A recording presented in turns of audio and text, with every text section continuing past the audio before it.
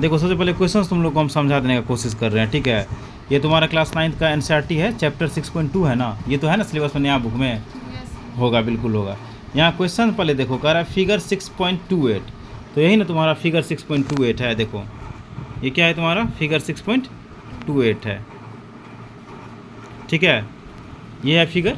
तो सबसे पहले हम लोग फिगर पे मंथन कर ले रहे हैं। देखो यहाँ हम लोग को क्या दिया है, एक फिगर दिया है, एक लाइन पहले यहाँ ले लेते हैं हम लोग का। एक लाइन क्या है, एक लाइन है ए बी, ठीक है। क्या है एक लाइन, ये आपका है ए है, और ये क्या है आपका बी है, ठीक है। ये ए बी दिया है, और ए बी का पैरेलल फिर क्या दिया है, सी डी दिया है। तो ये देखो ये ए है, और ये क्या हो गया आपका, इसका नाम है ए बी, कोई दिक्कत। अब इसी का एक पैरेलल लाइन दिया है तुमको, कौन सा, ये पैरेलल लाइन दिया है क्या, एक ये है सी, और ये क्या है डी है। मेरा बात को समझ पा रही है। ये ए बी का क्या है पैरेलल तुम्हारा, ये सी डी है।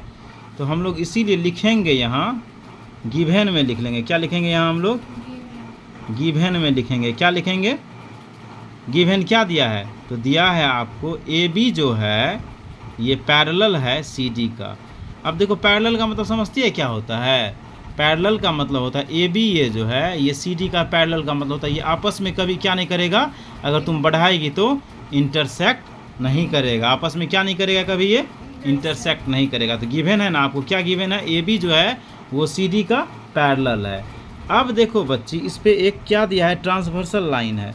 क्या है आपका, एक इस तरह से इस पर एक ट्रांसवर्सल लाइन, इसको क्या कहते हैं, ये क्या है तुम्हारा एक ट्रांसवर्सल लाइन है, ठीक है। जिसमें ट्रांसवर्सल लाइन में देखो यहाँ तुमको ये जो है ये एंगल कितना का दे दिया है, 50 है। कितना का ये एंगल, 50 है। और इसको क्या मान लिया है बच्ची, x मान लिया है, ठीक है। इसको क्या मान लिया है, x। देखो एक आसान तरीका, ये एक स्ट्रेट लाइन है ना, देखो एक स्ट्रेट लाइन है ना, ये एक सीधा लाइन है। तो इस सीधा लाइन पे ये एंगल और ये एंगल, इस दोनों एंगल का सम कितने होगा, ये बोलो जल्दी से, इस दोनों का सम नहीं पता है, 180 होगा, अंटवानियों बोलेगी तो एडसेंट। ये एक स्ट्रेट लाइन पे जो दो एंगल बन रहा है, स्ट्रेट लाइन पे कितना का बनता है, 180 का बनता है। तो देखो ये लीनियर पेयर से ये एंगल और ये एंगल का सम कितना हो जाएगा, 180 होगा। तो इसीलिए यहाँ हम डायरेक्ट लिखते हैं, क्या लिखते हैं डायरेक्ट कि 50 और ये प्लस x। क्यों हुआ 180, क्योंकि ये लीनियर पेयर से हुआ है। देखो यहाँ दिया है स्ट्रेट लाइन पे जो एंगल बनता है वो कितना का बनता है, 180 का बनता है। इसीलिए हम लिखे हैं 50 + x 180। कैसे हुआ ये भी लिख दे रहे हैं, कैसे हुआ, तो लीनियर पेयर से हुआ। कोई दिक्कत, तो आप ही लोग बताओ कि यहाँ x है और ये 50 प्लस में है, इधर आएगा तो क्या होगा, जल्दी से बोलो, 180 में माइनस कर देंगे। कोई दिक्कत, हर जगह डिग्री इस तरह से लगाना है तुम लोग को, हम छोड़ रहे हैं, मेरा कोई नहीं है। तो अब देखो घटाने पे क्या आ जाएगा ये, तो x का वैल्यू क्या आ जाएगा, 130 आ जाएगा। कोई दिक्कत समझने में। अब फिर आ जाओ क्वेश्चन में ही, यहाँ क्या दिया है तुमको, ये तुम्हारा y है, और ये तुमको कितना यहाँ ये एंगल दे दिया है बच्चिया, 130।